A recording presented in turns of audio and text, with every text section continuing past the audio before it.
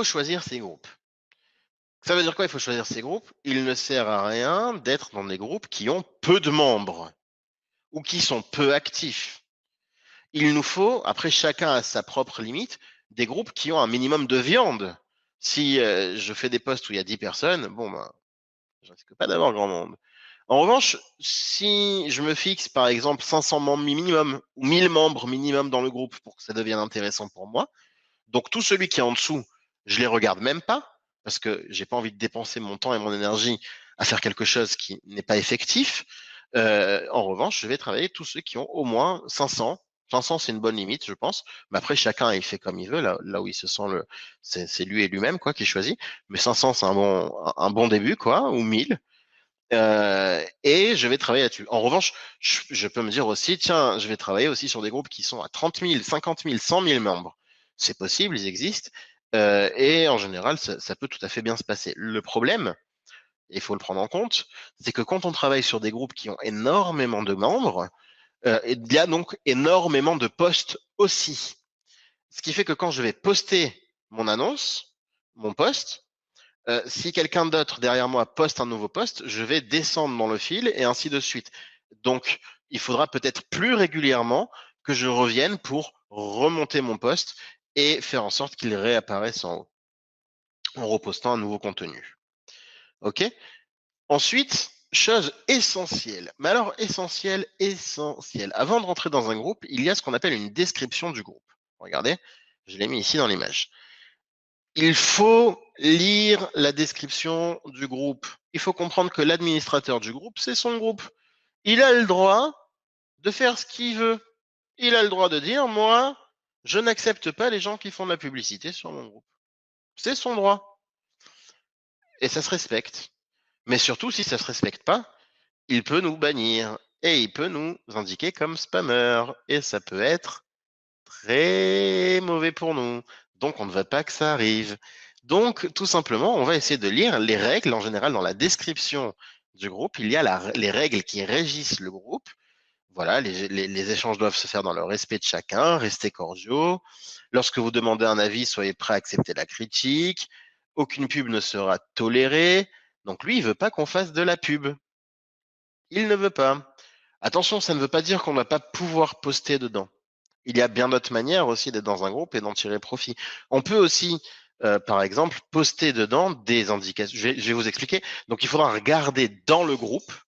En réalité, je vais vous expliquer les techniques juste après. Mais il faudra regarder dans le groupe si les posts que l'on fait, qu'on a prévu de faire, ce sont des posts qui sont habituellement vus dans le groupe et le genre de posts qui sont habituellement vus et tolérés dans le groupe. Si c'est le cas, on va pouvoir le faire. Mais si on dit non, non, aucun lien d'affiliation, aucun rien, passez votre chemin. Euh, Maintenant, comment on fait pour faire un post avec un lien d'affiliation qui ne soit pas une publicité si le post en lui-même ne fait pas la promotion du lien, mais plutôt parle de manière du contenu, donne du contenu à valeur ajoutée et de manière détournée ou dans les commentaires, on donne le lien. Alors c'est possible de le faire, mais il faut vérifier avant que l'administrateur tolère ce genre de choses. On ne peut pas le faire de partout. Donc, il vous suffit juste de vérifier les posts précédents dans le groupe. OK? Et c'est pas grave, hein, s'il y a un groupe que vous voulez avoir, vous ne pouvez pas y être, il y en a d'autres, hein, il n'y a pas de souci. Hein. C'est pas, il y en a énormément de groupes sur Facebook où vous trouverez forcément votre bonheur. OK. Ensuite, un petit conseil, c'est aussi de vivre sur le groupe. Vous savez, quand on poste sur un groupe et qu'on est nouveau membre, d'ailleurs, les gens le voient, hein, il y a une petite pastille qui s'affiche nouveau membre. Donc, si en plus ça, on fait de la promotion, on se dit c'est un peu un arriviste. Alors que si on est actif, qu'on commente, on donne des conseils, on parle du sujet, puisqu'on parlait de quelque chose avec lequel on était en affinité, on parle du sujet, eh bien, on réagit aux posts, on commente les posts, etc. Eh bien, on a plus de chances de gagner en légitimité quand on va poster notre pub derrière ou notre lien d'affiliation. Donc, il faut commenter. Pourquoi je dis soit correct? Parce que parfois, certains marketeurs vont aller sur les posts de quelqu'un d'autre qui font eux-mêmes de la pub, etc. Puis ils vont commenter en mettant leur propre lien. C'est-à-dire, un affilié a mis son lien d'affiliation et puis dans les commentaires, il y aura un deuxième affilié qui va dire attends, tiens, il y a mon lien aussi ou j'ai un produit similaire, passe par ce lien. C'est vraiment, vraiment pas correct parce que c'est prendre c'est piller le travail de quelqu'un d'autre. Et généralement, en tout cas, moi, quand ça m'arrive, c'est très décevant. Je signale la personne comme spammeur et je le dégage. Hein. Donc, pour pas que ça vous arrive, ne mettez pas vos liens d'affiliés sur le poste de quelqu'un d'autre qui lui-même a fait de l'affiliation ou qui lui-même vend son produit. D'ailleurs, je parle ici d'affiliation, mais cette technique, c'est une technique qui se prête tout à fait à mettre en valeur ses produits, à mettre en avant ses propres produits. Si on est dropshipper, que ce soit un dropshipper sur eBay, un dropshipper sur Shopify ou Amazon ou même un e-commerçant, vous avez des produits à vendre, vous pouvez tout à fait en faire la promotion de la même manière, il n'y a aucun problème. Donc, sauf que ce ne sera pas un lien d'affiliation, vous vous renverrez directement sur votre site, évidemment. Deuxième truc intéressant, c'est que dans les groupes, vous pouvez aussi vous faire des amis. Attention, n'allez pas demander tous les membres du groupe en amis, parce que si vous faites ça, vous allez vite vous faire stopper par Facebook. En revanche, vous pouvez communiquer avec eux via les commentaires des groupes, et puis une fois que vous avez noué un premier contact, vous commencez à lui parler en message privé. Une fois qu'il aura déjà échangé avec vous en commentaire, il vous acceptera probablement. Et j'ai énormément de retours positifs sur des conversations one by one entre deux personnes où l'un va recommander à l'autre, c'est fait pour ça d'ailleurs, un réseau social, l'un va recommander à l'autre un produit en particulier. Donc c'est assez positif. Hein. Si on arrive à créer ce contact-là, normalement, on peut le faire intelligemment et tous les jours avoir au moins entre 10 et 50 contacts, mais des vrais contacts, pas des gens qui nous ont jamais vus, hein, des contacts voilà, qui nous ont vus dans nos publications. Par exemple, ils ont commenté notre publication ou alors ils ont eux-mêmes commenté la publication de quelqu'un d'autre, vous avez réagi, il y a eu un échange. On peut avoir 10 à 50 contacts comme ça et puis leur en balancer notre lien d'affilié derrière en message privé avec une petite conversation et ça fonctionne très bien, hein, ça fonctionne super super bien, les taux de conversion sont excellents. Ok. Question à 1000 francs, quand poster? Donc on sait qu'on veut poster des choses sur ces groupes-là. Donc premier élément, on a repéré tous nos groupes. On va pas avoir un seul groupe, il en faut beaucoup. Il nous en faut 50, 60, 100. Il faut qu'on étende notre réseau. On va donc poster des posts sur tous les groupes dans lesquels on est présent. Sauf que si on fait dans les 10 minutes qui suivent du copier-coller de posts ou du partage de posts dans les 100 groupes dans lesquels je suis membre, qu'est-ce que va faire Facebook? Il va dire stop, t'es un spammer. Donc la bonne logique, c'est de travailler petit à petit. En général, on poste une fois par jour sur un groupe. Si c'est un groupe où il y a beaucoup d'activités et qu'on descend très vite, on peut revenir le soir et reposter une deuxième fois. Mais de façon générale, c'est qu'une seule fois. On poste une fois par jour sur chacun des groupes et on va poster pas tout en même temps. On va poster 3 groupes, 4 groupes, 5 groupes, peut-être même on peut monter jusqu'à 10 groupes, mais n'allez pas au-delà.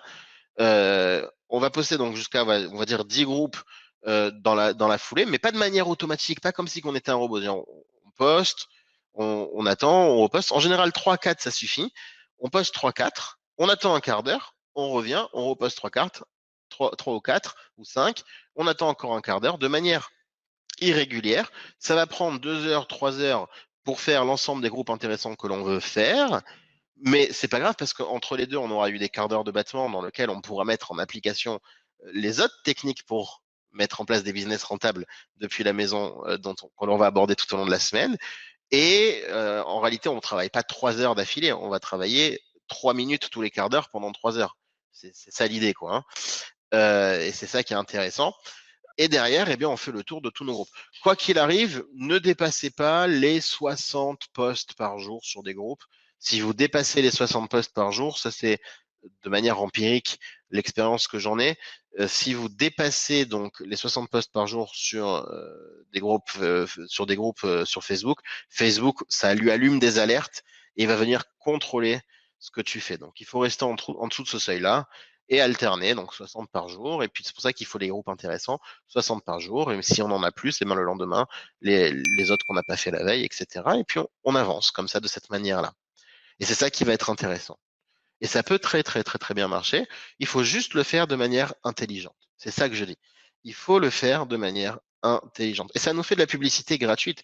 Imaginez-vous que Facebook, normalement, vend ce trafic-là. Normalement, on paye de la publicité à Facebook pour apparaître sur des personnes qui ont un centre d'intérêt en particulier. Là, on est à la limite, on est du bon côté de la limite. Hein, c'est pas non plus quelque chose qu'on n'a pas le droit de faire. Si c'est fait dans l'intérêt du groupe. Si c'est fait que dans l'intérêt de la pub, on n'aurait pas le droit de faire. Mais si on le fait dans l'intérêt du groupe, qu'on a une valeur ajoutée pour le groupe, ça apporte quelque chose au groupe, alors ça rentre dans la logique. Mais il ne faut pas passer dans la catégorie spammer. OK? Donc, qu'est-ce que l'on va poster? Vous m'avez compris, je veux de la valeur ajoutée. Je veux de la valeur ajoutée, ça veut dire je veux leur donner aux membres du groupe non pas une publicité, venez cliquer ici sur cette super formation, ça sert à rien. D'ailleurs, la plupart le font, donc on sortira pas du lot, on sera plutôt noyé dans la masse. Ça sert à rien, ça marche, hein, mais ça marchera pas aussi bien que si vous apportez un vrai contenu, des conseils.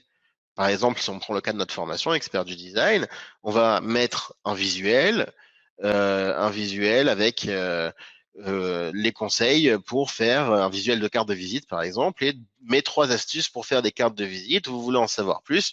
J'ai un interview qui est super sympa. Vous pouvez cliquer ici. Vous vous souvenez, il y avait la page de contenu de l'interview de Lana. Cliquez ici pour suivre l'interview. Donc là, on a donné un conseil, on a donné un visuel et on a pu avancer. Une actualité ou des actualités, ça aussi, ça fonctionne très bien. Ce qui est pratique parce que nous, on n'a pas forcément les bons mots et les bons conseils, c'est pas non plus indéfini. L'actualité, en revanche, ça se renouvelle en permanence. Donc, il suffit qu'on ait une recherche sur l'actualité qui nous intéresse et puis on a toujours du contenu intéressant à poster. Des partages d'expériences. On peut demander des avis aux utilisateurs. Regardez ce que j'ai créé. Dites-moi qu'est-ce que vous en pensez. Et puis, par exemple, dans le commentaire, on va écrire oui, oui, j'ai appris à faire ça avec telle formation. Euh, on peut aussi dire, on peut faire la promotion de quelque chose en disant en ce moment, il y a une offre spéciale pour tous les membres si ça vous intéresse. Il y a une offre spéciale limitée. Je vous donne juste ça au cas où ça vous intéresserait. C'est encore à la limite, mais il faut montrer que l'intérêt, il est pour le groupe, qu'il n'est pas pour le marketing. Ok, donc il faut montrer l'intérêt du groupe. On peut partager des infographies. Donc si on travaille sur expert du design, ça fonctionne super bien, évidemment. Des infographies, ce sont des images qui expliquent un process, qui expliquent un concept, ce qu'on appelle une infographie. Il faut que ce soit esthétique. Il faut qu'il y ait une image ou une vidéo. C'est super important. D'ailleurs, si vous suivez la formation expert du design, vous saurez que on peut faire des images animées aussi et des vidéos, donc assez simplement. Et l'esthétique, c'est ce qui va vraiment, vraiment attirer l'œil dans la question, dans le réseau social sur Facebook. Généralement, des posts qui ne sont que du texte sont beaucoup moins visibles que des posts images ou des posts vidéo, évidemment. Et ensuite, il faut varier. Alors, j'insiste sur cette notion de variation. On ne va pas avoir un post que l'on va poster toujours le même, c'est celui qui fonctionne, et on va le poster sur tous les groupes, tous les jours, et ainsi de suite, indéfiniment. D'abord, on va lasser la communauté, on va énerver l'administrateur, et au final, les gens qui auront vu votre post passer une fois, deux fois, trois fois, quatre fois, cinq fois, à un moment donné, on se dit, ah bon, ça va, on a compris. Hein, ça m'intéresse pas. Bon.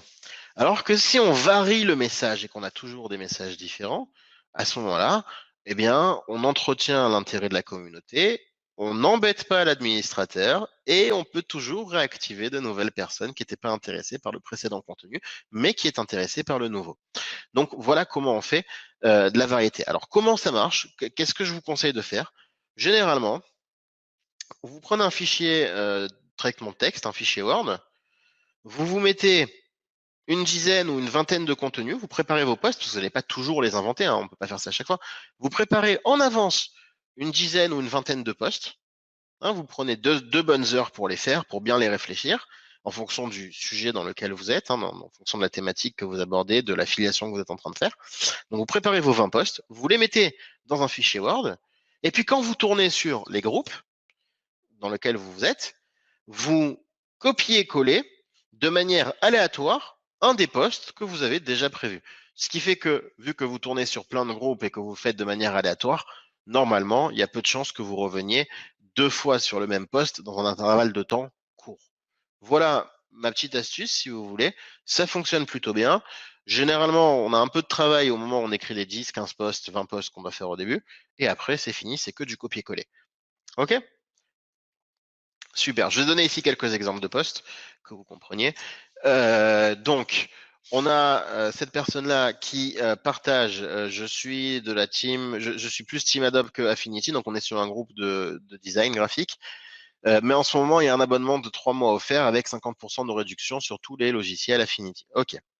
Et on a un lien qui est probablement un lien traqué. Alors, c'est intéressant. J'aimerais vous montrer ça aussi. Ça va me permettre d'aborder cette question-là.